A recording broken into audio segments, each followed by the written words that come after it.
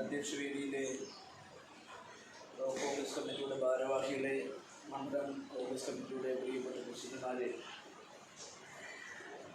Charge എടുക്കുക എന്നൊക്കെ പറഞ്ഞാൽ പോലീസ് സബ് ഇൻസ്പെക്ടറും ഇല്ലേ, സർവീസിലാണ് ഈ ചാർജ് എടുപ്പെന്നൊക്കെ പറയുന്നത്.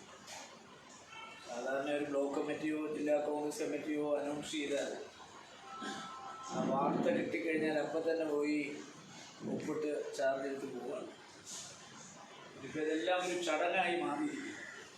അതിൻ്റെ ഭാഗമായിട്ടായിരിക്കാം പുതിയ ഭാരവാഹികളെ KPCCയുടെ അംഗീകാരത്തോടുകൂടി ജില്ലാ കോൺഗ്രസ് കമ്മിറ്റി പ്രഖ്യാപിച്ചപ്പോൾ എല്ലാവരെയും ഇപ്പോൾ വിളിച്ചു കൂട്ടി ഒരു ചാർജ് എടുപ്പ് ഒരു ചടങ്ങ് ആക്കി. എന്തായാലും അങ്ങനെയാണെങ്കിൽ പോലും എല്ലാവരെയും ഒരുമിച്ചൊന്ന് കാണാൻ കഴിഞ്ഞത് ഒരു ശുഭോദാർക്കമായ കാര്യം. നമുക്കറിയാം, കഴിഞ്ഞ ഈ COVID-19 വന്നതിന് ശേഷം നമ്മുടെ പാർട്ടിയുടെ സ്ഥിതി ഒരല്പം പരിങ്ങലായി. പ്രതിപക്ഷത്തിൻ്റെ നില അല്പം മോശമായി. മറ്റൊന്നുകൊണ്ടല്ല, ഒരു പ്രത്യേകമായ സാഹചര്യത്തിൽ പ്രത്യേകമായ തീരുമാനങ്ങൾ എടുത്തെടുത്ത് ആ തീരുമാനങ്ങളെല്ലാം ഭരിക്കുന്നവർക്ക് അനുകൂലമാക്കി മാറ്റുന്ന ഒരു ജോലിയാണ് കേരള ഗവൺമെൻറ് ചെയ്തത്. നമുക്കറിയാം, ഒരു PR വർക്ക് കേരളത്തിൽ ഫലപ്രദമായി നടക്കുന്നു. കേരള ഗവൺമെൻറ്റെയും മന്ത്രിമാരുടെയും ഇമേജ് വർദ്ധിപ്പിക്കാൻ, അതുപോലെ തന്നെ ഈ COVID-19 പശ്ചാത്തലം അവർക്ക് അനുകൂലമാക്കി മാറ്റാൻ ഒരു വലിയ പരിശ്രമം പല ഭാഗത്തു നിന്നും ഉണ്ടാകുന്നു എന്നുള്ളത് നമ്മൾ നേരിട്ടില്ല. പക്ഷെ ഇപ്പോൾ നമുക്ക് എല്ലാവർക്കും അറിയാം, ഈ COVID-19 എന്ന് പോകുമെന്ന് ആർക്കും പറയാൻ പറ്റില്ല. കാരണം ഇതിനൊരു വാക്സിൻ കണ്ടുപിടിച്ചിട്ടില്ല. പ്രധാനമന്ത്രി ചില വീമ്പിളക്കം നടത്തിയിട്ടുണ്ട്. ഈ ഓഗസ്റ്റ് മാസം 15-ാം തീയതി ഇന്ത്യക്ക് സ്വാതന്ത്ര്യം കിട്ടുന്ന ദിവസം കോവാക്സിൻ എന്ന് പറയുന്ന ഒരു വാക്സിൻ COVID-19 കണ്ടുപിടിച്ച് അന്ന് അദ്ദേഹത്തിൻ്റെ സ്വാതന്ത്ര്യദിന പ്രക്ഷേപണത്തിലൂടെ അദ്ദേഹം ജനങ്ങളുടെ മുമ്പിൽ അവതരിപ്പിക്കുമെന്നാണ് പറഞ്ഞിരിക്കുന്നത്. അതിൻ്റെ ഫലമായി ഇന്ത്യയുടെ വൈറോളജി ഡിപ്പാർട്ട്മെൻറ്റുകളും അതുപോലെ തന്നെ ഭാരത് ബയോടെക്കും ICMR ഒക്കെ ആ ഗവേഷണം പ്രകൃതിയായി നടത്തിക്കൊണ്ടിരിക്കുകയാണ്.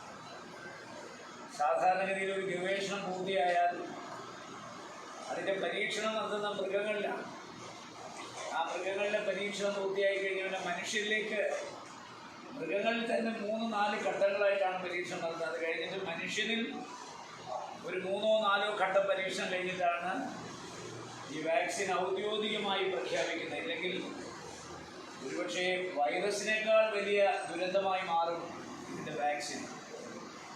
എബോള എന്ന് പറയുന്ന മാരകമായ മഹാമാരി വന്നപ്പോൾ അതിനൊരു വാക്സിൻ കണ്ടുപിടിക്കാൻ 5 വർഷക്കാലം എടുത്തു. പണ്ട് നമ്മുടെയൊക്കെ മുണ്ടിനീർ എന്ന് പറയുന്ന അസുഖം, അതൊരു മഹാമാരിയാണ്, ഒരു വൈറസാണ്. 4 വർഷം കഴിഞ്ഞിട്ടാണ് അതിനൊരു കണ്ടുപിടിച്ചത്. അപ്പോൾ അതുകൊണ്ട് ഒരുപാട് മഹാമാരികളുണ്ട്. ഒരു രാജ്യത്തിനകത്തുള്ള പകർച്ചവ്യാധിക്കാണ് മാരി എന്ന് പറയുന്നത്. ലോകരാഷ്ട്രങ്ങളെ മുഴുവൻ ആക്രമിക്കുന്ന വൈറസിനാണ് മഹാമാരി എന്ന് പറയുന്നത്. കോളറ ഒരു മഹാമാരിയാണ്, വസൂരി ഒരു മഹാമാരിയാണ്, ടൈഫോയിഡ് ഒരു മഹാമാരിയാണ്, അതുപോലെ എബോള ഒരു മഹാമാരിയാണ്, ജപ്പാൻ ജ്വരം ഒരു മഹാമാരിയാണ്, H1N1 ഒരു മഹാമാരിയാണ്, എയ്ഡ്സ് ഒരു മഹാമാരിയാണ്. എന്നാൽ കൊച്ചു കൊച്ചു മാരികളുണ്ടല്ലോ. നമ്മുടെ ഇവിടെ തന്നെ എലിയിൽ നിന്നൊരു വൈറസ് എലിപ്പനി, പന്നിയിൽ നിന്നൊരു വൈറസ് പന്നിപ്പനി, അതുപോലെ തന്നെ കൊതുകിൽ നിന്നൊരു വൈറസ് ഡെങ്കിപ്പനി, നിപ്പ വൈറസ്. അപ്പോൾ ഇതിനൊക്കെ വാക്സിൻ ഉണ്ടെങ്കിലും ഇതിൻ്റെ വാക്സിൻ പ്രധാനമന്ത്രി പറയുന്നെങ്കിലും കണ്ടുപിടിക്കാൻ എന്ന് ആകുമെന്ന് എനിക്കറിയില്ല. 90 ദിവസക്കാലം നമ്മളെല്ലാവരും, നിങ്ങൾക്കെല്ലാവർക്കും അറിയാം, സമ്പൂർണമായ ബന്ദിലായി, ഒരു സ്റ്റാഗ്നേഷനായി. Double lock, triple lock, lockdown.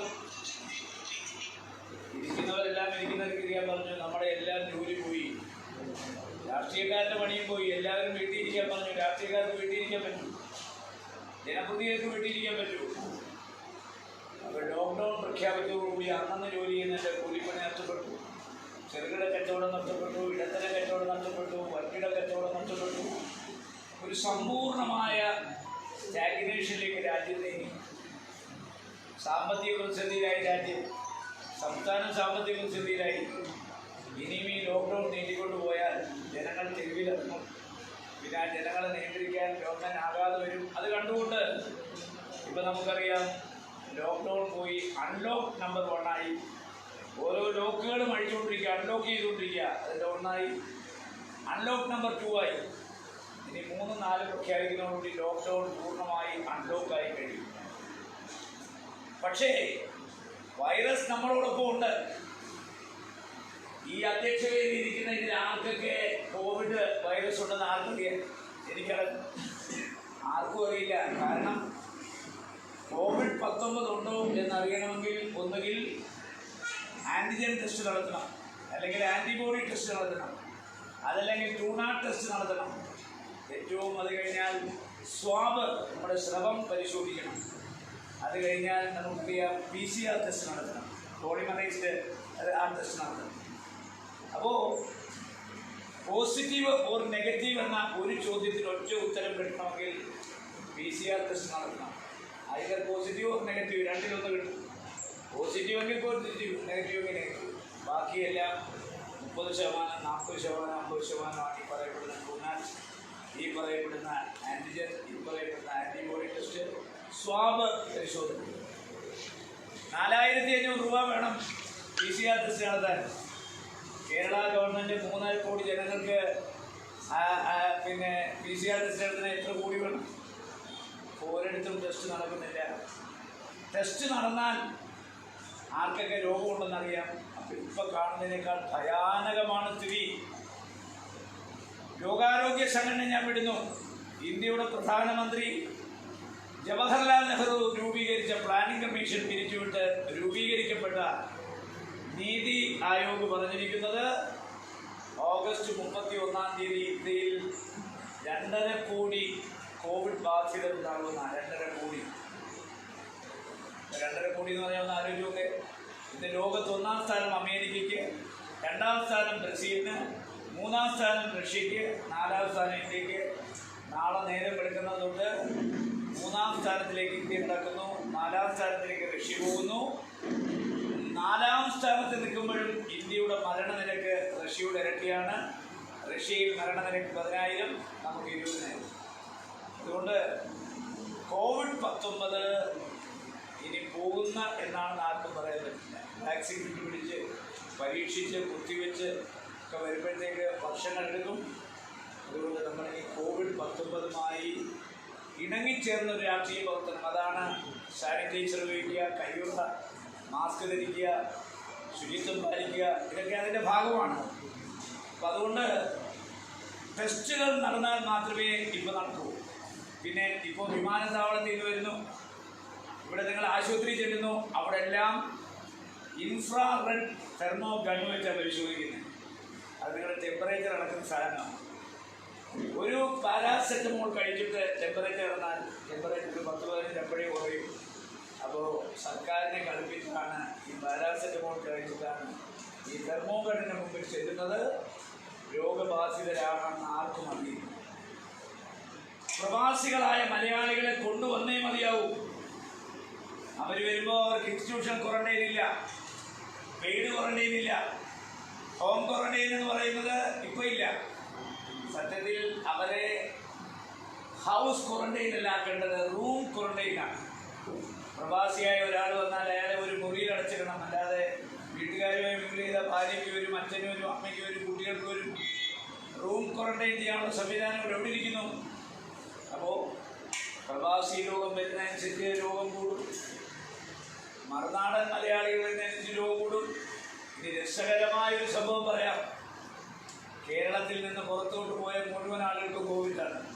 അപ്പോൾ കേരളത്തിൽ പരിശോധന നടക്കാതെ ഇവിടുന്ന് പോകുന്നവർക്ക് കോവിഡ്. നമ്മൾ പറയുന്നു പ്രവാസികൾക്ക് കോവിഡ്, അതാണ് മലയാളി കോവിഡ്. ഇപ്പം എന്താ സംഭവം?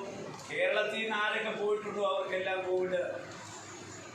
അപ്പോൾ കേരളത്തിൽ രോഗികളുടെ എണ്ണം വളരെ കൂടുതൽ. ആർക്കിതുണ്ട്? പണ്ട് മൂക്കൊലിപ്പ്, തുമ്മല്, പനി, ഒരു രോഗവും ലക്ഷണവുമുണ്ട്. അതുകൊണ്ട് ഇനി വളരെ കരുതലോടുകൂടിയുള്ള ഒരു രാഷ്ട്രീയം. COVID-19 വന്നത് ഈ ഗവൺമെൻറ് ഒരു അനുഗ്രഹമാണ്. എന്താ സംഭവം? ഇന്ത്യയിൽ ഇപ്പോൾ പാർലമെൻറ്റ് കൂടുന്നില്ല, അസംബ്ലി കൂടുന്നില്ല, പഞ്ചായത്ത് കൂടുന്നില്ല. മുഖ്യമന്ത്രി 6 മണിക്ക് വന്നിരുന്ന ചാനലിലൂടെ പറയും, അസാധാരണമായ സാഹചര്യത്തിൽ അസാമാന്യമായ തീരുമാനം. മുഖ്യമന്ത്രിക്ക് പ്രതിപക്ഷം ഒറ്റക്കെട്ടായി പിന്തുണ കൊടുത്തു. സാമുദായിക സംഘടനകൾ, NSS, SNDP, ക്രിസ്ത്യൻ സംഘടനകൾ എല്ലാം പിന്തുണ, മതമേലധ്യക്ഷന്മാരെല്ലാം പിന്തുണ, മുസ്ലിം സംഘടനകൾ മുഴുവൻ പിന്തുണ. കേരളത്തിൻ്റെ ചരിത്രത്തിൽ ഇന്ന് വരെ ഒരു ഗവൺമെൻറ് ഇങ്ങനെ ഒരു പിന്തുണ കിട്ടിയിട്ടില്ല. പിന്തുണ കൊടുക്കുമ്പോഴും സത്യസന്ധമായി നിഷ്പക്ഷമായി ഈ എല്ലാ വിഭാഗത്തെയും സഹകരിച്ചു കൊണ്ടുപോകാൻ ഗവൺമെൻറ് ശ്രമിക്കേണ്ടതാണ്. ശ്രമിച്ചു. നമുക്കറിയാം, കമ്മ്യൂണിറ്റി കിച്ചൺ ഉണ്ടാക്കി. കമ്മ്യൂണിറ്റി കിച്ചൺ മാർക്സിസ്റ്റ് പാർട്ടി പിടിച്ചെടുത്തു. അത് കമ്മ്യൂണിസ്റ്റ് കിച്ചണാണ് നമ്മൾ പലരും പറഞ്ഞു. കാസർഗോഡ് MP എന്ന നിലയിൽ ഞാൻ മുഴുവൻ കമ്മ്യൂണിറ്റി കിച്ചണിൽ പോയി. എനിക്കറിയാം, നമ്മുടെ ഒരാളെ പോലും അവിടെ അടുപ്പിച്ചിട്ടില്ല. ഇത് ഈ വൈറസ് വന്നിടം തൊട്ട് കൈ അയച്ച ആളുകൾ അരിയും പച്ചക്കറിയും പലവ്യഞ്ജനങ്ങളും പണവും കൊടുക്കുകയാണ്. ഇതെല്ലാം വാങ്ങിച്ച് അവരവരുടെ സൗകര്യത്തിനനുസരിച്ച് ഒരാളുകളെ തീറ്റിപ്പോറ്റിയതല്ലാതെ മുഖ്യമന്ത്രിക്ക് കലവറയില്ലാത്ത പിന്തുണ കൊടുത്ത എല്ലാവരെയും സഹകരിപ്പിച്ച് ഈ വൈറസിൻ്റെ കാലഘട്ടം രാഷ്ട്രീയത്തിന് അതീതമാണെന്ന് വരുത്തിയെടുക്കാൻ ഒരു ശ്രമവും നടന്നിട്ടില്ല. ലോക്ക്ഡൗൺ പ്രഖ്യാപിച്ചു. നമ്മൾ ആലോചിച്ച് നോക്കേ, പല വീടുകളിൽ പല ആവശ്യം. അപ്പം മുഖ്യമന്ത്രി പറഞ്ഞു, sannadham.kerala.government.in ഈ വെബ്സൈറ്റിൽ രജിസ്റ്റർ ചെയ്യുന്ന പ്രവർത്തകന്മാർക്ക് ഞങ്ങൾ പരിശീലനം കൊടുക്കും. പരിശീലനം കൊടുത്തു കഴിഞ്ഞാൽ അവർക്ക് ഞങ്ങൾ കയ്യുറ കൊടുക്കും, സാനിറ്റൈസ് ചെയ്യാനുള്ള സംവിധാനം ചെയ്യും, N95 മാസ്ക് കൊടുക്കും. ഈ സന്നദ്ധ സേനാംഗങ്ങളാണ് നാട്ടുകാർ ലോക്ക്ഡൗൺ ചെയ്യപ്പെട്ട കാലം മരുന്ന് വേണോ എത്തിക്കുന്നത്. ഡോക്ടറുടെ പ്രിസ്ക്രിപ്ഷൻ കൊണ്ടുപോയി കാണിച്ച് മരുന്ന് വാങ്ങണോ അവർ, അരി വേണോ, പച്ചക്കറി വേണോ, പലവ്യഞ്ജനം വേണോ, വീടുകളിൽ എന്താവശ്യമുണ്ടോ ഈ പാസ്സുള്ള സന്നദ്ധ സേനാംഗങ്ങൾക്കല്ലാതെ മറ്റൊരിടത്തും പോകാൻ പറ്റില്ല. ഞാൻ പറഞ്ഞു, പയ്യന്നൂരിൽ, കണ്ണൂർ ജില്ല, എൻ്റെ കാസർഗോഡ് മണ്ഡലത്തിലെ പയ്യന്നൂർ 200 പാസ് കൊടുത്തു. 196 പാസ് LDF-ന്, 4 പാസ് UDF. കാഞ്ഞങ്ങാട്, കാസർഗോഡ്. അപ്പോൾ കേരള ഗവൺമെൻറ് കലവറയില്ലാത്ത പിന്തുണ നമ്മൾ കൊടുത്തു. കമ്മ്യൂണിറ്റി കിച്ചൺ കേരളം മൊത്തം പിടിച്ചടക്കി. സന്നദ്ധ സേനാംഗങ്ങൾ നമ്മുടെ യൂത്ത് കോൺഗ്രസും രജിസ്റ്റർ ചെയ്തു, ലീഗ് രജിസ്റ്റർ ചെയ്തു. പച്ചപ്പട ഒറ്റ ഒരുത്തിനെടുത്തില്ല, എല്ലാം DYFI മാർക്സിസ്റ്റുകാർ. അപ്പോൾ മുഖ്യമന്ത്രിക്ക് നമ്മൾ കൊടുത്ത പിന്തുണ അയാൾ ദുർവിനിയോഗം ചെയ്തു. കമ്മ്യൂണിറ്റി കിച്ചണിൽ സന്നദ്ധ സേനാംഗങ്ങളെ തിരഞ്ഞെടുക്കുന്നതിൽ അരി കേന്ദ്ര ഗവൺമെൻറ് ഉമ്മൻചാണ്ടി കൊടുത്തതാണ് ഈ 35 കിലോ. അന്ത്യോദയ അന്നയോജന അതിപ്പോഴും തുടരുന്നു. ഉമ്മൻചാണ്ടിയുടെ കാലത്ത് റേഷൻ കടക്കാർ ബഹളം ഉണ്ടാക്കി. നീല കാർഡുകാർക്ക് 4 കിലോ അരി, ഒരു വ്യക്തിക്ക് പഞ്ചസാര. ഞങ്ങളിങ്ങനെ കൊടുക്കാതിരുന്നാൽ മതിയോ, ഞങ്ങൾക്ക് എന്തെങ്കിലും വേണ്ടേ? അപ്പോൾ ഉമ്മൻചാണ്ടി 1 രൂപ ഏർപ്പെടുത്തി സെസ്. പിന്നെ റേഷൻ കട പ്രധാനന്മാരുടെ കമ്മീഷൻ. എന്താ പറ്റിയത്? ഈ ഗവൺമെൻറ് വന്നപ്പോൾ ആ 1 രൂപ 2 രൂപയാക്കി. ഈ COVID-19 കാലത്ത് 35 കിലോ. ഈ 4 കിലോ അരിക്ക് ഉമ്മൻചാണ്ടി 1 രൂപ ഏർപ്പെടുത്തി 2 ആക്കി. അത് പിൻവലിച്ചു. 1 മണി അരി ആർക്കും കൊടുത്തിട്ടില്ല. പിന്നെയോ 1000 രൂപയുടെ കിറ്റ് കൊടുക്കുമെന്ന് പറഞ്ഞു. കിറ്റ് 750 രൂപയുടെ സാധനങ്ങൾ. ആ കിറ്റ് മൊത്തം CPIയുടെ ഓഫീസിൽ നിന്ന് പിടിച്ചെടുത്തു. കാര്യം ഭക്ഷ്യമന്ത്രി CPIക്കാരനാണ്. ആ കിറ്റ് ഉണ്ടാക്കി ആദ്യം അവരുടെ ഓഫീസിൽ കൊണ്ടുകൊടുത്ത് CPIക്കാർക്ക് മൊത്തം കൊടുത്തു. നമ്മുടെ ആളുകൾക്ക് ആർക്കാ കിറ്റ് കിട്ടുന്നത്? കിറ്റ് കൊണ്ടു കൊടുക്കുന്ന ആരാ? സന്നദ്ധ സേനാംഗങ്ങൾ. നമ്മുടെ ആരെങ്കിലും ഉണ്ടോ? പൊതിച്ചോറ് കൊണ്ടു കൊടുക്കുന്ന ആരാ? നമ്മുടെ സേനാംഗങ്ങൾ. മാർക്സിസ്റ്റുകാരുടെ ഭാവം കണ്ടാൽ അവരുടെ വസ്തു വിറ്റ് കിട്ടിയ കാശുകൊണ്ടായി ഈ പൊതിച്ചോറ് ഉണ്ടാക്കുന്നുണ്ടോ? കമ്മ്യൂണിറ്റി കിറ്റ് നടത്തുന്നു. സന്നദ്ധ സേനാംഗങ്ങൾ കൊണ്ടു കൊടുക്കുന്നതെല്ലാം പാർട്ടി വക. അതാ ഞാൻ പറഞ്ഞത്, ഈ കോവിഡ് കാലം ഇടതുപക്ഷ ജനാധിപത്യ മുന്നണിക്ക് ഒരു ചാകരയായിരുന്നു. നമ്മളെ ചില ആളുകൾക്ക് COVID-19 ഒരു അനുഗ്രഹമായി. വീട്ടിൽ നിന്നുണ്ടല്ലോ, രാഷ്ട്രീയ പ്രവർത്തനം നടത്തണ്ടല്ലോ, വീടുകളിൽ പോകണ്ടല്ലോ. അപ്പം നമുക്ക് COVID-19 ഒരു ശാപവും ഇടതുപക്ഷ മുന്നണിക്ക് ഒരു അനുഗ്രഹമായി മാറി. പക്ഷേ എല്ലാവരെയും കുറച്ചു കാലം പറ്റിക്കാം, കുറച്ചു പേര് എല്ലാ കാലവും പറ്റിക്കാം, എല്ലാവരെയും എല്ലാ കാലവും പറ്റിക്കാൻ പറ്റില്ല. ഇംഗ്ലീഷിൽ ഒരു ലോ ഉണ്ട്, Newton's law. To every action there is an equal and opposite reaction. നമ്മൾ ചെയ്യുന്ന ഓരോ പ്രവൃത്തിക്കും അതിൻ്റെതായ അളവിലും തൂക്കത്തിലും ഒരു തിരിച്ചടികൊണ്ട് കിട്ടിയിരിക്കും. നമുക്ക് കിട്ടിയില്ലെങ്കിൽ നമ്മുടെ പിൻഗാമികൾക്ക് കിട്ടിയിരിക്കും. അതാ കവികൾ പാടിയത്, താൻ നിരന്തരം ചെയ്യുന്ന കർമ്മങ്ങൾ താൻ അനുഭവിച്ചിടുക തന്നെ വേണം. ഇപ്പോ മുഖ്യമന്ത്രി പിണറായി വിജയൻ അധികാരം ഏറ്റെടുത്തപ്പോൾ രണ്ട് കാര്യം പറഞ്ഞു. അധികാരത്തിന്റെ ഇടനാഴികളിൽ അവതാരങ്ങൾക്കൊരു സ്ഥാനവുമില്ല. രണ്ട്, അഴിമതി മുക്ത ഭരണമായിരിക്കും 5 വർഷം. ഇത് രണ്ട് പോയില്ലേ? എന്നാലോചിച്ചോക്കെ. നമ്മളെ സംബന്ധിച്ചിടത്തോളം നമുക്കൊരു മുഖ്യമന്ത്രി ഉണ്ടായിരുന്നു, ഉമ്മൻചാണ്ടി. ഉമ്മൻചാണ്ടിയുടെ കാലത്ത് നടന്ന പ്രവർത്തനം മറ്റൊരു കാലത്തും ഉണ്ടായിട്ടില്ല. കോക്ലിയർ ഇംപ്ലാന്റേഷൻ, കേൾവിശക്തിയില്ലാത്ത, സംസാരിക്കാൻ ശേഷിയില്ലാത്ത കുട്ടികൾക്ക് 5 ലക്ഷം രൂപ കൊടുത്ത് കോക്ലിയർ ഇംപ്ലാന്റ് ചെയ്ത് 200 കുട്ടികളുടെ ഒരു സമ്മേളനം BJP ഹാളിൽ വിളിച്ച് ഈ ഓപ്പറേഷന് ശേഷം കുട്ടികൾ പാടുന്ന കാഴ്ച എന്തൊരു മനോഹരമായ ദൃശ്യം. ജീവിതത്തിൽ ഒരിക്കലും സംസാരിക്കാത്ത കുട്ടികൾ, കേൾവിയില്ലാത്ത കുട്ടികൾ പാടുന്നു. അവരുടെ ഡാൻസ് 200 പേർക്ക് 5 ലക്ഷം രൂപ കൊടുത്ത് കോക്ലിയർ ഇംപ്ലാന്റ് ചെയ്തു. ലോട്ടറി ടിക്കറ്റിലൂടെ വിറ്റ് കിട്ടുന്ന പണം കാരുണ്യ ബെനവലന്റ് ഫണ്ട്, ആ Karunya benevolent fund haemophilia, cancer, kidney, liver, heart കൊടുത്തു. ബഹുജന സമ്പർക്ക പരിപാടി കൊല്ലത്ത് അതേ പരിപാടി കൊടിക്കോ സുരേഷ് MP, ഞങ്ങളെ ഫാത്തിമ മാത നാഷണൽ കോളേജ് അടുത്താണ്. ലക്ഷക്കണക്കിന് ജനങ്ങൾ വന്നപ്പോൾ മുഖ്യമന്ത്രി ഉമ്മൻചാണ്ടി കൊടിക്കോ സുരേഷിനെ വാരി കൊടുത്തു കുറേ ആപ്ലിക്കേഷൻ. ഈ വായിച്ച് നോക്കിയിട്ട് പൈസ അനുവദിക്കാൻ പറഞ്ഞു. കൊടിക്കോ സുരേഷ് ഒരു കെട്ടെടുത്ത് എൻ്റെ തന്നു. ഞാൻ വായിച്ചു നോക്കി. ഞാനാ റേറ്റ് നിശ്ചയിച്ചത് 50,000, 25,000. കൊടിക്കുന്നില്ല നിശ്ചയിച്ച് വാരിക്കോരി കൊടുത്തു. ബഹുജന സമ്പർക്ക പരിപാടി 2 ഘട്ടം.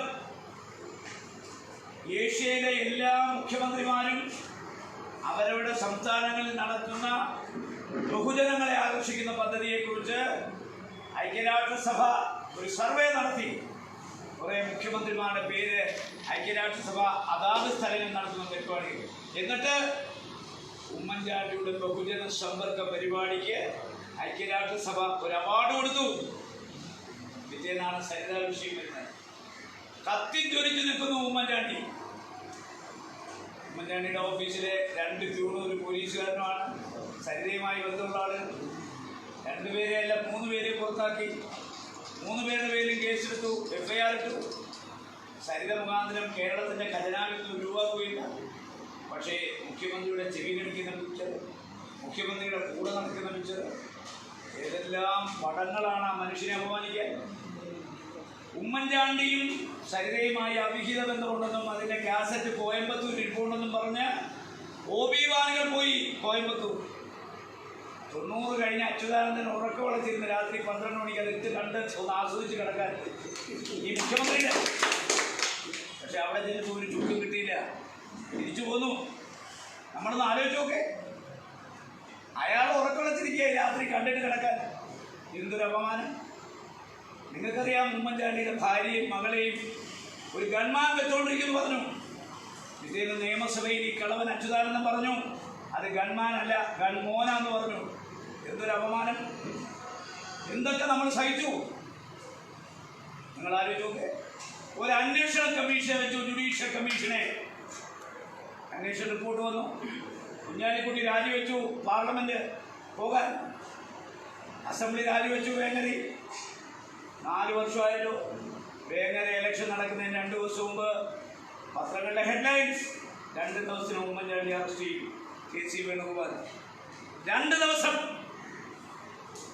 വേങ്ങര ഇലക്ഷൻ കഴിഞ്ഞു. അത് കഴിഞ്ഞപ്പോൾ 5 കൊല്ലം അയാൾ അത് കഴിഞ്ഞ് ഇപ്പോൾ അയാൾ വീണ്ടും പാർലമെന്റ് ജയിച്ചു മലപ്പുറത്ത്. ഇതുവരെ ഉമ്മൻചാണ്ടിയുടെ രോമത്തിൽ തൊട്ടില്ല. 4 കൊല്ലം ഭരിച്ചതവര് ഒരു ചുക്കും കണ്ടുപിടിക്കാൻ പറ്റിയില്ല, ഒന്നുമില്ല. ആലോചിച്ചോക്കെ. ഉമ്മൻചാണ്ടിയെ 4 വർഷം കഴിഞ്ഞ കുറേ കാലമായി വേട്ടയാണ്. അല്ല, ഞാൻ പറഞ്ഞിട്ടു എവരി ആക്ഷൻ ഇപ്പോൾ അതിനേക്കാൾ സുന്ദരമായ സാധനം സ്വപ്ന പ്രഭ സുരേഷ്. ഞാൻ ഇന്നലെ അന്വേഷിച്ചപ്പോൾ അവിടെ 8 കല്യാണം കഴിച്ചു. പിന്നെ സ്വപ്ന പ്രഭ സുരേഷ് എന്നിടാൻ പറ്റില്ല. എല്ലാവരുടെയും പേരെടുത്ത് എത്ര കാലം അവരോട് സാധിച്ചു ആ പേര് 8 എണ്ണം ഇടണം. 8 പേര്. ഞാൻ അവിടെ മുഴുവൻ ഡീറ്റെയിൽസ് തിരക്കി. അവിടെ 4 ജോലിക്ക് പോകുമ്പോൾ 4 യൂണിവേഴ്സിറ്റിയിൽ ബികോം എടുത്തു.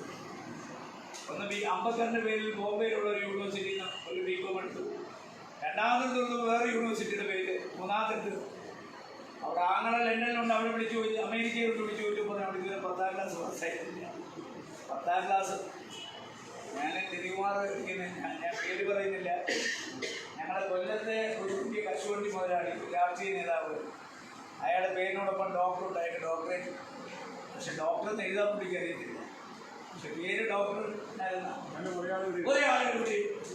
അപ്പോൾ ഡോക്ടറേറ്റ് കിട്ടാൻ കൈ കാശുണ്ടെങ്കിൽ ഡോക്ടറേറ്റ് കിട്ടാൻ. കാസർഗോഡ് ഒരാളുടെ അടുത്ത് പറഞ്ഞു, ഇവിടെ അന്വേഷിച്ചത് സാറ് MBA ഒക്കെ ആയി, ഇടത്തുവശം ഒന്നുകൂടെ ഒരു MBAയുടെ കൂടെ ഒരു സാധനം കൂടെ വെച്ചാലോ. ഞാൻ ഡാക്ടറെന്ന് വയ്ക്കുന്നതുകൊണ്ട് MBAക്ക് ക്ഷീണമുണ്ടോ? ഒരു 5 ലക്ഷം രൂപ തന്നാൽ ഞാൻ ഡോക്ടറേറ്റ് വാങ്ങിച്ചെന്നേ.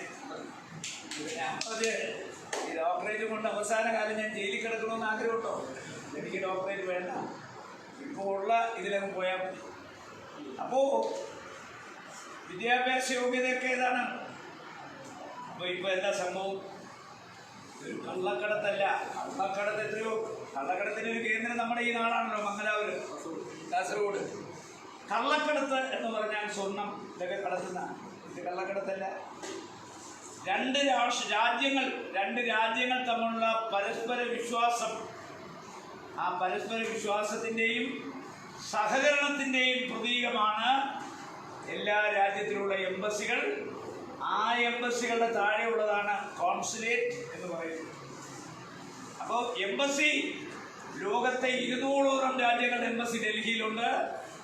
ആ ഡൽഹിയിലുള്ള എംബസിക്ക് വേണ്ടി ഓരോ തലസ്ഥാനത്തും പ്രവർത്തിക്കുന്ന എംബസിയുടെ ശാഖകളാണ് കോൺസുലേറ്റ് എന്ന് പറഞ്ഞാൽ. ജില്ലാ സഹകരണ ബാങ്ക് ഒരു ജില്ലയിൽ, പിന്നെ എല്ലാ സ്ഥലത്തും ഇപ്പോൾ നീലാണ്ടൻ്റെ ബാങ്ക് ഒരു സഹകരണ സ്ഥാപനം എന്ന് പറയുന്ന പോലെ ലോകത്തിലെ ഏതൊക്കെ രാജ്യങ്ങൾക്ക് നമ്മളുമായി നയതന്ത്ര ബന്ധമുണ്ടോ ആ ബന്ധമുള്ള രാജ്യങ്ങളുടെ എംബസികൾ ഡൽഹിയിൽ, ആ ഡൽഹിയുമായി കണക്ട് ചെയ്യുന്ന കോൺസുലേറ്റുകൾ എല്ലാ സ്റ്റേറ്റ് ക്യാപിറ്റലിലും ഉണ്ട്. തിരുവനന്തപുരത്ത് മണക്കാട് കോൺസുലേറ്റ് പ്രവർത്തിക്കുന്നു.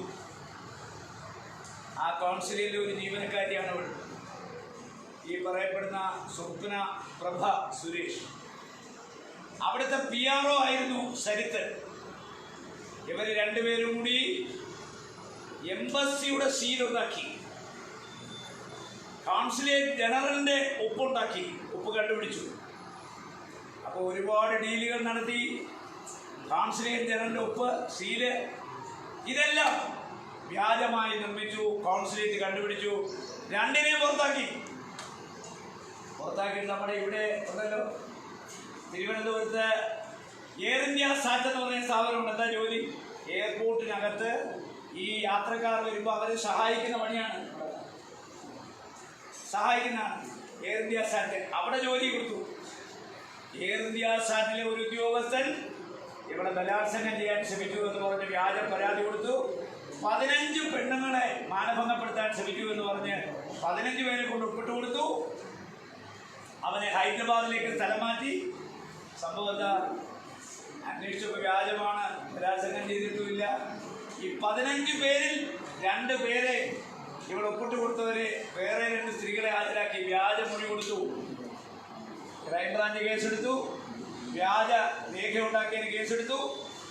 അവളാണ് ഇപ്പോൾ കേരള ഗവൺമെൻറ് ഏറ്റവും പ്രധാനപ്പെട്ട സ്പേസ് പാർക്ക്. സ്പേസ് എന്ന് പറഞ്ഞാൽ എന്താണ്? ബഹിരാകാശ ഗവേഷണം നടക്കുന്ന സ്ഥലം. ആരാ ബഹിരാകാശ ഗവേഷണം നടത്തുന്നത്? Vikram Sarabhai space centre, VSSV. Vikram Sarabhai space centre നടത്തുന്ന ബഹിരാകാശ ഗവേഷണ സ്ഥലത്തേക്കുള്ള സ്പേസ് പാർക്കിൽ 10ാം ക്ലാസ് പാസ്സാകത്തെ ഇവിടെ നിയമിച്ചിരിക്കുക. ഇതില് ആരാ നിയമിച്ചത്? മുഖ്യമന്ത്രി പറയുന്നത് ഞാൻ നേരിട്ടല്ല. പിന്നെ ആരാണ്? ഈ പറയപ്പെടുന്ന Price Waterhouse Cooper PWC. Ramesh പറഞ്ഞല്ലോ 4000 ബസ് വാങ്ങാൻ ഇടനിലക്കാരായി പ്രവർത്തിച്ച അതേ PWC മുഖ്യമന്ത്രിയുടെ മോളുടെ വിശ്വസ്തത്വം. 1 ലക്ഷം രൂപ ശമ്പളം 10ാം ക്ലാസ് പാസ്സാത്തവർക്ക്. പിണറായി വിജയൻ ഒരു പ്രസംഗം വൈറലായി.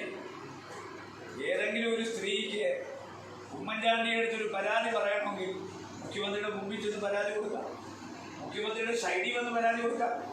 മുഖ്യമന്ത്രിയുടെ പുറകിൽ പോയി ചെവി കടിച്ച് പരാതി കൊടുക്കുന്നത് എന്ത് ബന്ധം? നല്ല വൈറലായി. മുഖ്യമന്ത്രി പിണറായി പറഞ്ഞത് ശരിയാണ്. മുഖ്യമന്ത്രിയുടെ മുമ്പിൽ പോയി പരാതി കൊടുക്കാം, സൈഡിൽ വന്ന് പരാതി കൊടുക്കാം, സൈഡിൽ മുഖത്തോട് നോക്കി പറയാം, പുറകിൽ വന്ന് ചെവി കടിക്കണമെങ്കിൽ എന്ത് ബന്ധമാണ്? ഇന്നലെ സ്വപ്ന പിണറായിയുടെ ചെവി പുറകിൽ നിന്ന് കടിക്കുന്ന കാണിച്ചിട്ട് എന്ത് ബന്ധം? അതാ ഞാൻ പറഞ്ഞത്. ടു എവറി ആക്ഷൻ സ്പീക്കർ പറഞ്ഞു. അവള് എന്നെ കാർബൺ ഡോക്ടർ എന്ന് പറയുന്ന പദ്ധതിക്ക് ഉദ്ഘാടനം ഞാൻ വിളിച്ചു. ശരീരത്തൊന്നും പിടിച്ചതിന് ഒരു തെറ്റുമില്ല. അവളെ കണ്ടാൽ ആരും പിടിച്ചോട്ടെ. പക്ഷേ ഉമ്മൻചാണ്ടിയുടെ കാലത്ത് നടന്നതൊക്കെ ഇങ്ങനെ പറയുമ്പോൾ സ്പീക്കർ പിടിച്ച പിടി നിങ്ങൾ കണ്ടോ? TV കണ്ടോ? ഒരു നയതന്ത്ര ഉദ്യോഗസ്ഥയാകട്ടെ, ഒരു മന്ത്രിയുടെ അടുത്ത് വന്ന പ്രോട്ടോക്കോളുണ്ട്, അവൾ മാറി നിൽക്കണം. മന്ത്രിയുടെ സമീപത്ത് വരാൻ പറ്റില്ല പ്രോട്ടോക്കോൾ അനുസരിച്ച്. മന്ത്രി എന്ന് അങ്ങോട്ട് ചെന്ന് പിടിക്കുക, ഷേക്കാൻഡ് കൊടുക്കുക. മാത്രമല്ല ഈ കോൺസുലേറ്റിൽ പ്രവർത്തിക്കുമ്പോൾ 4 പോലീസുകാർ ഇവിടെ സല്യൂട്ട് അടിച്ചില്ല. മനോജ് എബ്രഹാം എന്ന് പറയുന്ന ADGP ഷോക്കാസ് കൊടുത്തു. പോലീസ് അസോസിയേഷൻ ഇടപെട്ടു, മാർക്സിസ്റ്റ് പാർട്ടി സസ്പെൻഷൻ നടത്തിയില്ല, ഷോക്കാസി നടത്തി. എന്നിട്ട് അതിന് വേണ്ട തീരുമാനമുണ്ട്. പുള്ളി നിത്യസന്ദർശനം വീട്ടിൽ പോലീസുകാർ എല്ലാവരും സല്യൂട്ട് അടിക്കുന്നു. മാത്രമല്ല മുഖ്യമന്ത്രി പറയുന്നു അവളും ഞങ്ങളുടെ ഗവൺമെൻറ്റായിട്ട് ഒന്നുമില്ല. മുഖ്യമന്ത്രി എടുത്ത് കാണിച്ചു. കേരള ഗവൺമെൻറ് 2 ആനയുള്ള എംപ്ലോയാ എവിടെ? വിസിറ്റിംഗ് കാർഡിൽ അടിച്ചിരിക്കുന്ന കേരള ഗവൺമെൻറ് എംപ്ലം. ഞങ്ങളുടെ പാർലമെന്റിൽ അശോക ചക്ര എംപ്ലം അടിച്ച് ഒരുത്ത മറ്റേ ഇന്ത്യൻ ഗവൺമെൻറ് പ്രതീതിയല്ലേ. മാത്രമല്ല ഈ സ്വർണം മുഴുവൻ തമിഴ്നാട്ടിലേക്ക് കടത്തി കേരള സ്റ്റേറ്റ് ബോർഡുള്ള കാരണം യോപ്പനൊരു പ്യൂൺ, ജിക്കുമോനൊരു പ്യൂൺ, സലീലായൊരു പോലീസുകാരൻ. മുഖ്യമന്ത്രിയുടെ മനസാക്ഷി സൂക്ഷിക്കുന്ന ഒരു IAS officer Sivasankaran, IT secretary, principal secretary. Diplomatic bag പരിശോധിക്കാൻ ഒരു രാജ്യത്തിനും അവകാശമില്ല. സംശയം തോന്നിയാൽ എംബസി വിളിക്കണം. എംബസി കൈയൊഴിഞ്ഞാൽ വിദേശകാര്യ വകുപ്പിൽ വിളിക്കണം. വിദേശകാര്യ വകുപ്പ് അറിയാതെ ഓപ്പൺ ചെയ്യാൻ പറ്റില്ല. ഈ ഡിപ്ലോമാറ്റിക് ബാഗിൽ സംശയം തോന്നിയപ്പോൾ മുഖ്യമന്ത്രിയുടെ ഓഫീസിൽ നിന്ന് വിളിച്ചു. ഈ പെണ്ണവരെ വിളിച്ചു. ഒറ്റ ഒരുത്തൻ്റെയും പണി കാണില്ല അത് തുറന്നാൽ. മുഖ്യമന്ത്രിയുടെ ഉപദേശകൻ ഒരാൾ വിളിച്ചു. ഇപ്പോൾ മാർക്സിസ്റ്റ് പാർട്ടിയുടെ യൂണിയനിൽ കസ്റ്റംസിൽ വർക്ക് ചെയ്യുന്ന ഒരുത്തിനെ കൊണ്ട് പറയിപ്പിച്ചു. മുഖ്യമന്ത്രിയുടെ ഓഫീസിൽ വിളിപ്പിച്ചില്ല. ഉടനെ അവനെ വാൺ ചെയ്തു. വിളിച്ചതെല്ലാം പുറത്തു വരുമല്ലോ. ഞാൻ പറഞ്ഞത് കേരള ഗവൺമെൻറ് 1 ലക്ഷം രൂപ വെച്ച് ശമ്പളം കൊടുത്തു. ഇന്നലെ തിരുവനന്തപുരത്ത് SP എന്നെ വിളിച്ചു. സാറോടൊന്നും ഇല്ലേ? സാറിനെ TV കാണുന്നില്ലോ. ഞാൻ പറഞ്ഞു ഞാൻ കാസർഗോട്ടാണ്, ഇവിടെ TV മണ്ണാങ്കട്ടയൊന്നുമില്ല, അതുകൊണ്ട് ചർച്ചയ്ക്ക് വരാതെ. അപ്പോൾ സാർ കടകംപള്ളി സുരേന്ദ്രൻ ബാലരാമപുരത്ത് ഒരു പള്ളിയുടെ ചടങ്ങിൽ പങ്കെടുത്തിട്ട് എവിടെ വീട്ടിൽ പോയപ്പോൾ ഏരിയ കമ്മിറ്റി പറഞ്ഞു പോകരുത്, പോയി പണി നോക്കാൻ പറഞ്ഞു. അവിടെ പോയി ഉച്ചവിശ്രമം കഴിഞ്ഞിട്ടാണ് പോയത്. കടകംപള്ളി സുരേന്ദ്രൻ SP വിളിച്ച് പറയുന്നേ. സാർ ഇനി ഒരു കാര്യം കൂടെ പറയാം. കേരളത്തിലെ മുഖ്യമന്ത്രി പിണറായി വിജയൻ 3 മാസം കൂടെ വളർച്ച മരിച്ചപ്പോൾ അവിടെ ഫോണിൽ വിളിച്ച് അനുശോചനം അറിയിച്ചു. ഞാൻ പറഞ്ഞു എന്താ തെറ്റ്? സ്വപ്ന സുരേഷിൻ്റെ അച്ഛൻ മരിച്ചപ്പോൾ മുഖ്യമന്ത്രി ഫോണിൽ വിളിച്ച് കണ്ടോളൻസ് മെസ്സേജ് കൊടുത്താൽ എന്താ തെറ്റ്? ഒരു തെറ്റുമില്ല. പക്ഷേ മുഖ്യമന്ത്രി ഇനി ഇവിടെ അറിയത്തില്ലെന്ന് പറയുന്നത്. അറിയാത്ത ഒരുത്തിയുടെ അച്ഛൻ മരിച്ചപ്പോൾ ഇയാൾ തന്നെ അനുശോചനം പറയാൻ പോയത്. ഇവരൊക്കെ തമ്മിൽ വർഷങ്ങളായി ബന്ധമുണ്ട്. ലോക കേരള മഹാസഭ ഇവിടെ നടത്തിയത്. ഈ പറയപ്പെടുന്ന സ്പേസുമായി ബന്ധപ്പെട്ടൊരു പരിപാടി കോവളത്ത് ഇവിടെ നടത്തിയത്. മുഖ്യമന്ത്രിയുടെ CCTV പിടിച്ചാൽ അവിടെ ഉണ്ട്, വീട്ടിലുണ്ട്. സൗദി അറേബ്യയിലെ ഏറ്റവും വില കൂടിയ ഈന്തപ്പഴം ഈ 19 മന്ത്രിമാരിൽ നിന്ന് അവളോടു. എന്നിട്ട് എല്ലാവരും പറയുന്നത് എനിക്ക് അവളെ പരിചയമില്ല.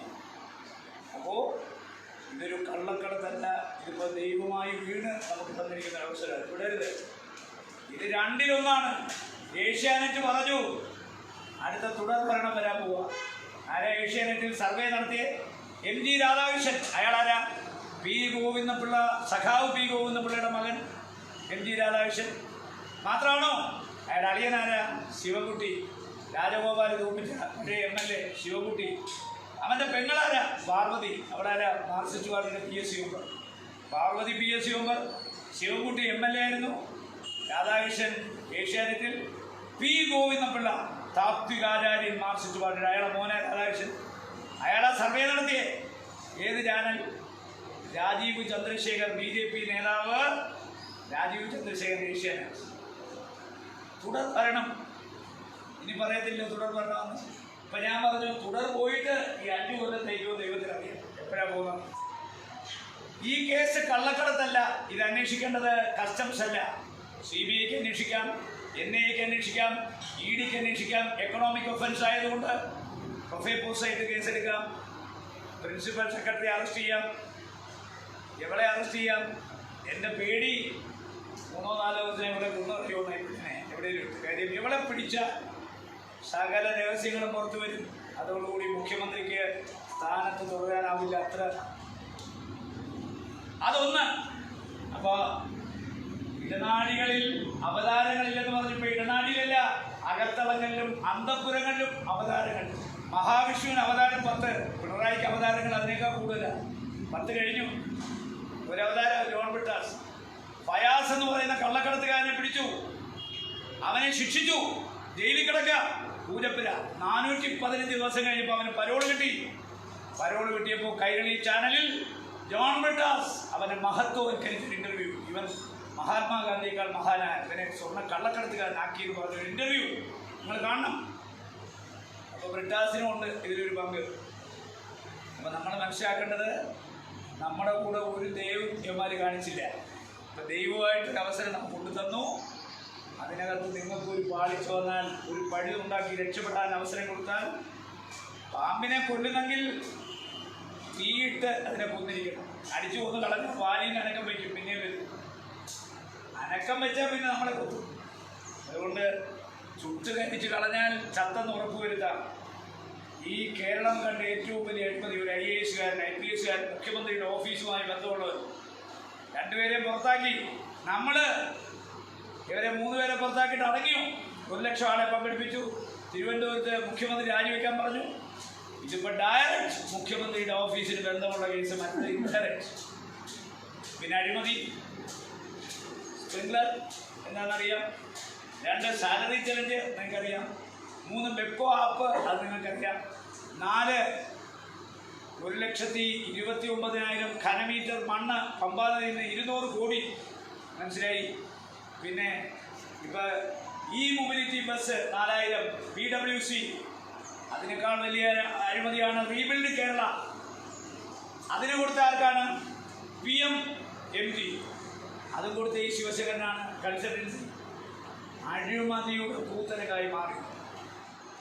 ഇപ്പോൾ ഗവൺമെൻറ്റിനെ ആഞ്ഞടിക്കാൻ ഇപ്പോൾ ദൈവമായിട്ട് COVID-19 അവസരം ഉണ്ടാക്കി തന്നിരിക്കുകയാണ്. ഇപ്പം നിങ്ങൾ പുതിയ ആളുകളാണ്. നിങ്ങളോട് പറയാം, കോൺഗ്രസ് ദേശീയ തലത്തിൽ സ്വല്പ ക്ഷീണത്തിലാണ്. അപ്പം അതുകൊണ്ട് കേരളത്തിൽ ഇനി വരാൻ പോകുന്ന തെരഞ്ഞെടുപ്പുകളിൽ എന്തെങ്കിലും സംഭവിച്ചാൽ പിന്നെ നമ്മുടെ രാഷ്ട്രീയ ഗ്രാഫ് താഴോട്ട്. നിങ്ങളെല്ലാം ഇന്ത്യക്ക് സ്വാതന്ത്ര്യം നേടിത്തന്ന രാഷ്ട്രീയ പാർട്ടിയുടെ ബ്ലോക്ക് ഭാരവാഹികളാണ്. ഈ രാജ്യത്ത് ജനാധിപത്യം കൊണ്ടുവന്ന ഒരു പാർട്ടിയുടെ ബ്ലോക്ക് ഭാരവാഹികളാണ്. ഈ രാജ്യത്ത് മതാത്മകമായി സമൂഹത്തിൽ നിന്ന് ഈ രാജ്യത്തെ ഒരു മതേതര രാഷ്ട്രമാക്കി മാറ്റിയ പാർട്ടിയുടെ ബ്ലോക്ക് സെക്രട്ടറിമാരാണ്, ഭാരവാഹികളാണ്. ലോകത്തിലെ ഏറ്റവും മഹത്വം ബൃഹത്തുമായ ഒരു ഭരണഘടന ഉണ്ടാക്കി. ആ ഭരണഘടനയിലൂടെ ഇന്ത്യയിലെ മുഴുവൻ ജനങ്ങൾക്കും മൗലികമായ അവകാശങ്ങളും സ്വാതന്ത്ര്യങ്ങളും നേടിക്കൊടുത്ത ഒരു മഹത്തായ രാഷ്ട്രീയ പ്രസ്ഥാനത്തിൻ്റെ ബ്ലോക്ക് കമ്മിറ്റി ഭാരവാഹികളാണ്. ആ സ്വാതന്ത്ര്യം, ആ ജനാധിപത്യം, ആ മതേതരത്വം, ആ മൗലിക സ്വാതന്ത്ര്യം ഇന്ത്യ ഭരിക്കുമ്പോൾ ജനങ്ങളുടെ പ്രാണവായുവാക്കി കാത്തു സൂക്ഷിച്ചൊരു പാർട്ടി. അവിടെ നിങ്ങളുടെ ഉത്തരവാദിത്വം വളരെ വലുതാണ്. ഈ കോൺഗ്രസ് എപ്പോഴെങ്കിലും തകരണമെങ്കിൽ നമ്മൾ വിചാരിക്കണം, വേറെ ആരും വിചാരിച്ചിട്ട്. ആര് ആരുണ്ട് മരിക്കുന്നു, ഭാരതം മരിച്ചു കഴിഞ്ഞാൽ ആരാ ജീവിക്കുന്നു? ആരുണ്ട് ജീവിക്കുന്നു, ഭാരതം മരിക്കുകയും, ആരുണ്ട് മരിക്കുന്നു, ഭാരതം ജീവിക്കുകയും. അത് തിരിച്ചു പറഞ്ഞു, ആരുണ്ട് മരിക്കുന്നു, കോൺഗ്രസ് ജീവിക്കുകയും, ആരുണ്ട് ജീവിക്കുന്നു, കോൺഗ്രസ് മരിക്കുന്നു. കോൺഗ്രസ് ഇല്ലെങ്കിൽ നമ്മുടെ രാജ്യം. രാജ്മോഹൻ ഉണ്ണിത്താൻ 52 വർഷം കഴിഞ്ഞു, ഇപ്പൊ MP ആയി. ഞാൻ കൊല്ലത്ത് തിരുമാനറിയ ഒരു കാർഷിക കുടുംബത്തിൽ ജനിച്ചില്ല. എൻ്റെ അച്ഛനൊരു വലിയ കൃഷിക്കാരൻ, ആണ്ടോടാടുന്ന നെല്ലുണ്ട്, എല്ലാം ഉണ്ട്. പക്ഷേ ആ കർഷകനായ പ്രമാണിയായ എൻ്റെ കുടുംബത്തിൽ രാജ്മോഹൻ ഉണ്ണിത്താൻ രാഷ്ട്രീയത്തിൽ വന്നില്ലായിരുന്നെങ്കിൽ കിളിയല്ലൂർ പഞ്ചായത്തിലെ ഒരു വാർഡിൽ മാത്രമേ എന്നെ അറിയൂ, അല്ലെങ്കിൽ പഞ്ചായത്തിൽ എന്നെ അറിയൂ. എങ്ങനെയായി 14 ജില്ലയിലും കേരളത്തിലും ഇന്ത്യയിലും എന്നെ അറിയുന്നത്? എന്നോടൊപ്പം ഒരു വലിയ പാർട്ടിയുണ്ട്, ഞാനൊരു വലിയ പാർട്ടിയിലാണ്. Indian National Congress plus Rajmohan Unnithan is something. Indian National Congress minus Rajmohan Unnithan is nothing. MPക്കൊക്കെ ഒരു വിലയില്ല, അത് വരും പോകും. പക്ഷേ കോൺഗ്രസ് പാർട്ടി എന്നോടൊപ്പം ഉണ്ടോ? ഞാൻ കൃത്യനാണ്. കോൺഗ്രസ് പാർട്ടി എന്നോടൊപ്പം ഇല്ലേ? ഞാൻ ദുർബലനാണ്. MP സ്ഥാനവും MLA സ്ഥാനവും വരും പോകും, അതൊന്നും നിങ്ങൾ കണക്കിലെടുക്കണം. അതുകൊണ്ട് കോൺഗ്രസ് എന്ന ശക്തി നമ്മളോടൊപ്പം ഉണ്ടെങ്കിൽ ആ ശക്തി ഉപയോഗിച്ച് പാർട്ടി കിട്ടും. നിങ്ങൾ ഓരോരുത്തരും നിങ്ങളുടെ പ്രദേശത്തെ കോൺഗ്രസിൻ്റെ കണ്ണാടിയാണ്. നിങ്ങൾ വെള്ളമടിക്കുമെങ്കിൽ, നിങ്ങൾ പെണ്ണ് പിടിക്കുമെങ്കിൽ, നിങ്ങൾ കൈക്കൂലി വാങ്ങിക്കുമെങ്കിൽ, നിങ്ങൾ ജനങ്ങളെ ദ്രോഹിക്കുമെങ്കിൽ ആ നേതാവുള്ള പ്രദേശത്തെ കോൺഗ്രസ് മോശപ്പെട്ട കോൺഗ്രസ്സാണ്. ആ പ്രദേശത്തെ കോൺഗ്രസ്, അതിൻ്റെ നേതാക്കന്മാർ ജനങ്ങളുടെ കണ്ണാടിയായി മാറാം. നിങ്ങളുടെ പ്രവൃത്തി കൊണ്ട് ജനങ്ങളെ ആകർഷിക്കാം. അതുകൊണ്ട് ജനങ്ങളുമായി ബന്ധമുള്ള, ജനങ്ങളുടെ പ്രശ്നങ്ങൾ മനസ്സിലാക്കി അവരുടെ പ്രശ്നങ്ങൾക്ക് പരിഹാരം കാണാൻ ശ്രമിക്കുന്ന, അവരുടെ ദൈനംദിന ജീവിതത്തിൽ ഇടപെടാൻ കഴിയുന്ന രാഷ്ട്രീയ നേതൃത്വമാണ് നമുക്ക് ഇനി വളർത്തിക്കൊണ്ടുവരേണ്ടത്. അതുകൊണ്ട് നിങ്ങൾക്ക് വളരെ ഉത്തരവാദിത്വം. രാജീവ് ഗാന്ധി ജീവിച്ചിരിക്കുമ്പോൾ പഞ്ചായത്തി രാജ് നഗരപാലിക ബില്ല് കൊണ്ടുവരാൻ 73-74 ഭരണഘടനാ ഭേദഗതികൾ കൊണ്ടുവന്നു. ലോക്സഭ പാസാക്കി. രാജ്യസഭയിൽ മാർക്സിസ്റ്റ് പാർട്ടി ഉറക്കം ഉളച്ചിരുന്ന് 12 മണിക്ക് ആ ബില്ലിനെ തോൽപ്പിച്ചു. പിന്നീട് നരസിംഹറാവു 2 ഭേദഗതിയിലൂടെ ആ ബില്ല് കൊണ്ടുവന്ന് പാസാക്കി. അധികാരം മഹാത്മാഗാന്ധി വിഭാവനം ചെയ്ത അടിത്തട്ടിലേക്ക് പോയി. ത്രിതല സംവിധാനം വന്നു. ഗ്രാമപഞ്ചായത്ത്, ബ്ലോക്ക് പഞ്ചായത്ത്, ജില്ലാ പഞ്ചായത്ത്. നാളെ കേരളത്തിൻ്റെ മുഖ്യമന്ത്രിയായി ഉമ്മൻചാണ്ടി വന്നാലും, രമേശ് ചെന്നിത്തല വന്നാലും, ആര് വന്നാലും തദ്ദേശ സ്വയംഭരണ സ്ഥാപനങ്ങൾ കയ്യിലെ ഒരു ചുക്കും ചെയ്യാൻ പറ്റും. എനിക്ക് കിട്ടുന്ന MP ഫണ്ട് ഞാൻ ഒപ്പിട്ട് കൊടുത്താൽ കളക്ടർ ഒപ്പിട്ട് കൊടുത്താൽ ഇംപ്ലിമെന്റേഷൻ ഏജൻസി ബ്ലോക്ക് പഞ്ചായത്താണ്. അപ്പോൾ കേന്ദ്രാവിഷ്കൃത പദ്ധതികൾ മുഴുവൻ ഇതിലൂടെ നടപ്പിലാക്കുന്നത്. പ്ലാൻ ഫണ്ട് ആരാ നടപ്പിലാക്കുന്നത്? പഞ്ചായത്ത്. വീട് വേണോ? പഞ്ചായത്ത്. ഭൂമി വേണോ? പഞ്ചായത്ത്. എന്ത് വേണം? പഞ്ചായത്ത്. ബ്ലോക്ക് പഞ്ചായത്ത്. ആശുപത്രികൾ അവരുടെ അടിയിൽ ബ്ലോക്ക് പഞ്ചായത്ത്, പഞ്ചായത്ത്, ജില്ലാ പഞ്ചായത്ത്. സെക്രട്ടേറിയറ്റിൽ നിയമം പാസ്സാക്കാം. അധികാരം മുഴുവൻ താഴെത്തട്ടില്ല. ഇപ്പോൾ പഞ്ചായത്ത് തെരഞ്ഞെടുപ്പ് എങ്ങനെ നടത്തും, എപ്പോൾ നടത്തുമെന്ന് പറയാൻ പറ്റില്ല. വോട്ടർ പട്ടികയുടെ സമയമായി. റിട്ടേണിംഗ് ഓഫീസർ വെച്ചു.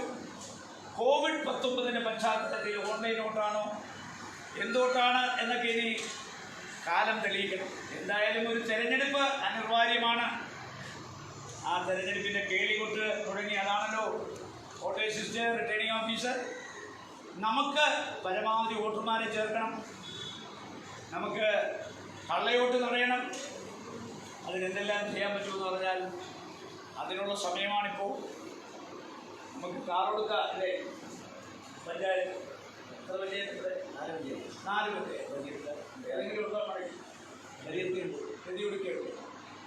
അപ്പോൾ 35 വർഷം ഇവിടെ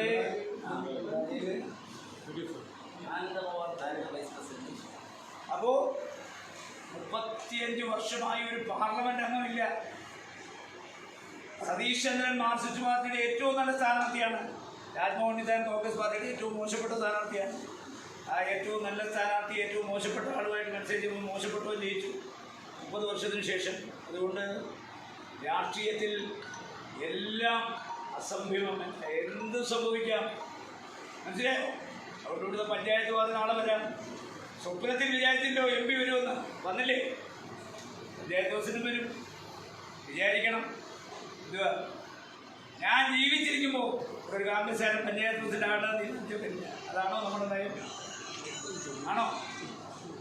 നമ്മൾ പഞ്ചായത്ത് പ്രസിഡന്റ് ഉണ്ടാവണം. ഞാൻ എം പി ആയി. ഞാനിവരോട് പറഞ്ഞു അടുത്ത തവണ ഞാൻ ഇവിടുന്ന് പോകുമ്പോൾ XMP സ്ഥാനം കളയാൻ നിങ്ങൾ ആരും ജയത്തിൽ നടക്കില്ല. നടക്കും. ഒരിക്കൽ കിട്ടിയ X ആയാൽ ആയതാ, ഇരിപ്പതാ.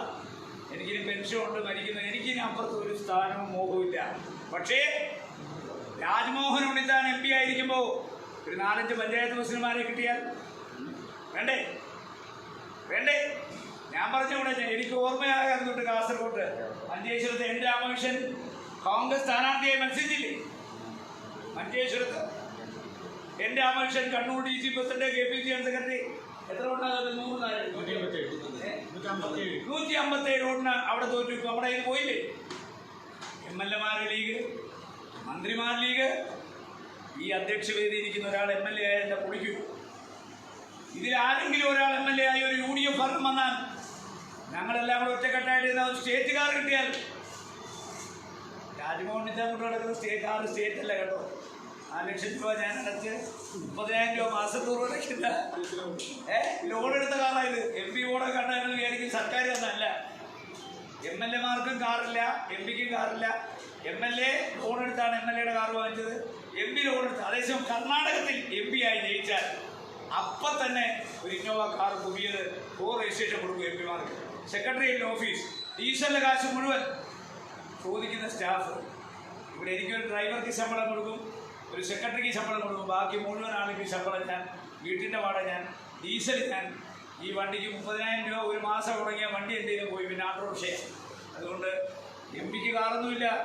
ജില്ലാ പഞ്ചായത്ത് ബസ്സിന് കാറുണ്ട്, പഞ്ചായത്ത് ബസ്സിന് കാറുണ്ട്, ബ്ലോക്ക് പഞ്ചായത്ത് ബസ്സിന് കാറുണ്ട്, ജില്ലാ പഞ്ചായത്ത് വൈസ് ബസ്സിന് സ്റ്റേറ്റ് കാറുണ്ട്, മന്ത്രിക്ക് സ്റ്റേറ്റ് കാറുണ്ട്, MLA-ക്കില്ല.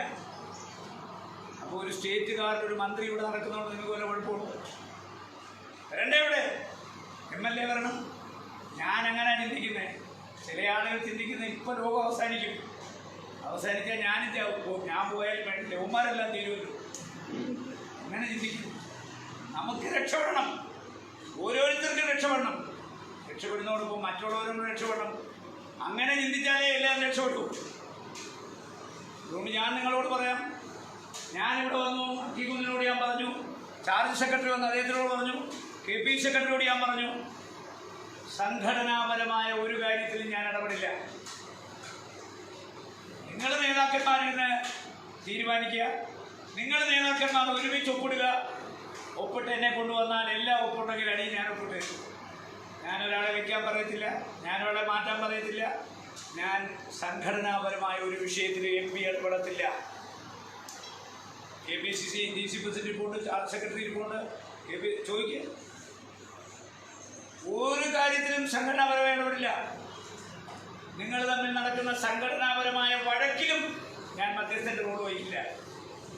അതൊക്കെ നിങ്ങൾ തീർത്തോണം. അതൊന്നും എൻ്റെ അധികാരപരിധി വരുന്നതല്ല. അതൊക്കെ DC president, charge secretary, DCC ഭാരവാഹി തീർത്തോണം. അതിലൊന്നും ഞാൻ ഇടപെടില്ല. മഹിളാ കോൺഗ്രസ് ജില്ലാ പ്രസിഡന്റ് എന്നെ വിളിച്ചു. മഹിളാ കോൺഗ്രസ് ജില്ലാ കമ്മിറ്റി ഉണ്ടാക്കുന്നു, MP-യുടെ പ്രപ്പോസൽ പറയാൻ പറഞ്ഞു. എന്തെങ്കിലും ഞാൻ പറഞ്ഞു, എനിക്കൊരു പ്രപ്പോസലും ഇല്ല, എന്നെ ഈ ലിസ്റ്റ് കാണിക്കണ്ട.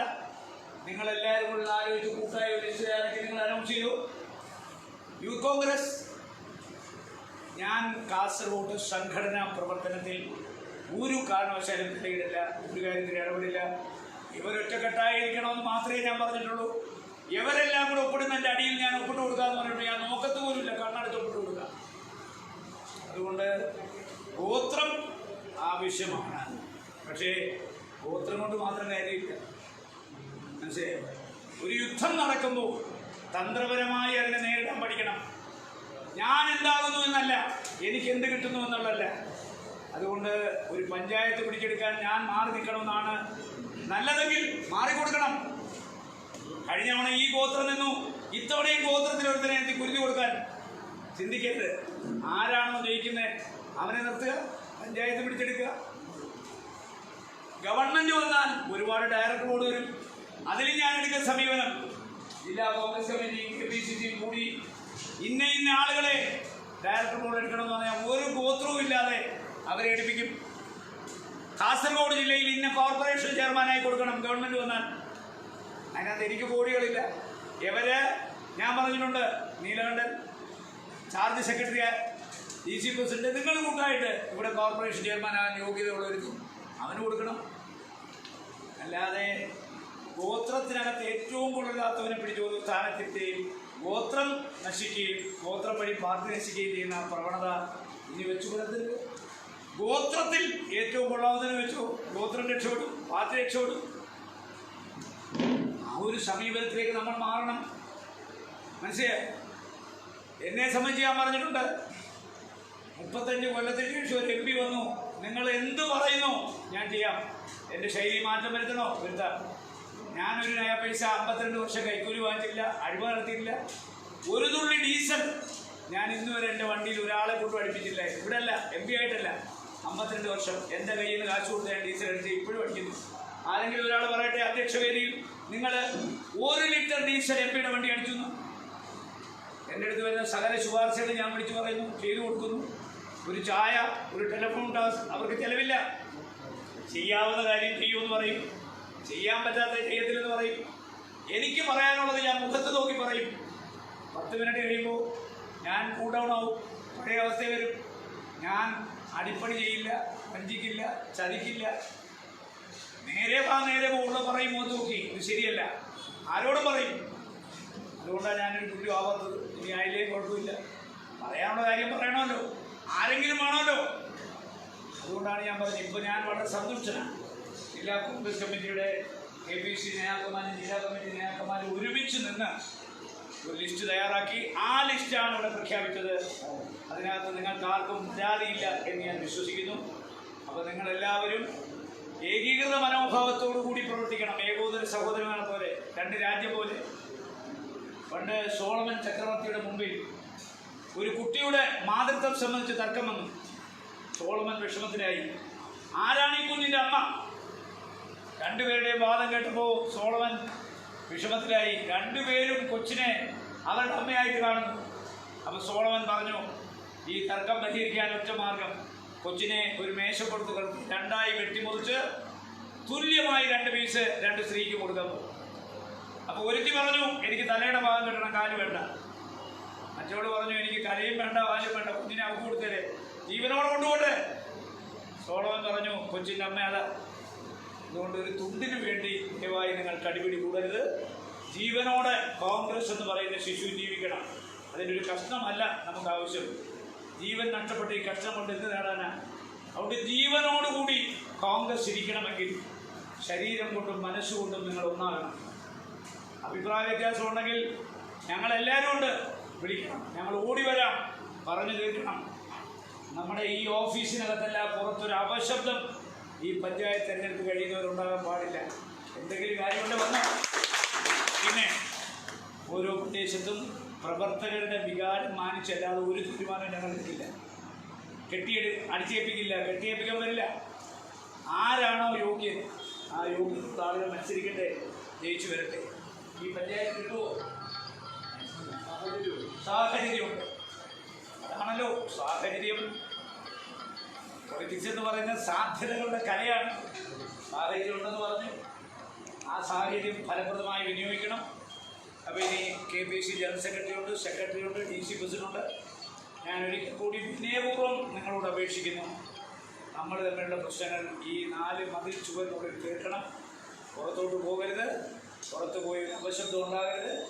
വാട്സപ്പിലൂടെ ഒന്നും പ്രചരിപ്പിക്കരുത്. വാട്സപ്പ് വളരെ അപകടകരമായ അവസ്ഥയാണ്. വാട്സപ്പ്, സായാഹ്ന പത്രങ്ങൾ, പിന്നെ എന്തെങ്കിലുമൊക്കെ ജീവിതത്തിൽ ദൗർബല്യങ്ങളുണ്ടെങ്കിലാകാം. പക്ഷെ അത് ഒരു പൊതുപ്രവർത്തകൻ പരമ രഹസ്യമായി വേണം ചെയ്യാൻ, പരസ്യമായി ചെയ്യാൻ പാടില്ല. ചെയ്താൽ ആരാണോ നിങ്ങളോടൊപ്പം ഇതിൽ പങ്കെടുക്കുന്ന അവൻ തന്നെ നിങ്ങൾക്ക് പണി തന്നിരിക്കും. അതുകൊണ്ട് ഒരിക്കലും ഒരു സാക്ഷിയെ ഇതിന് തെളിവെടുക്കാനായി വെച്ചു കൊടുക്കരുത്. എന്തെങ്കിലുമൊക്കെ ദൗർബല്യം ഉണ്ടെങ്കിൽ ഒറ്റയ്ക്ക് ആരും അറിയാതെ മുമ്പോട്ട് കൊണ്ടുപോകാൻ നിങ്ങൾ ശ്രമിക്കണം എന്നുകൂടി സൂചിപ്പിച്ചുകൊണ്ട് നമുക്കെല്ലാം രാജ്മോഹൻ ഉണ്ണിത്താൻ MP ആണ്. അങ്ങനെ ധരിക്കേണ്ട. Treat me as a brother. നിങ്ങളുടെ ഒരു കൂടപ്പിറപ്പായി, ഒരു സഹോദരനായി. നിങ്ങളുടെ ദുഃഖങ്ങൾ വല്ലതുകൊണ്ട് എന്നോട് പറയാം, ഞാൻ എൻ്റെ ദുഃഖങ്ങൾ പറയും. പരസ്പരം ഒരു ആത്മീയ ബന്ധത്തോടു കൂടി നമുക്ക് മുന്നോട്ട് പോകണം.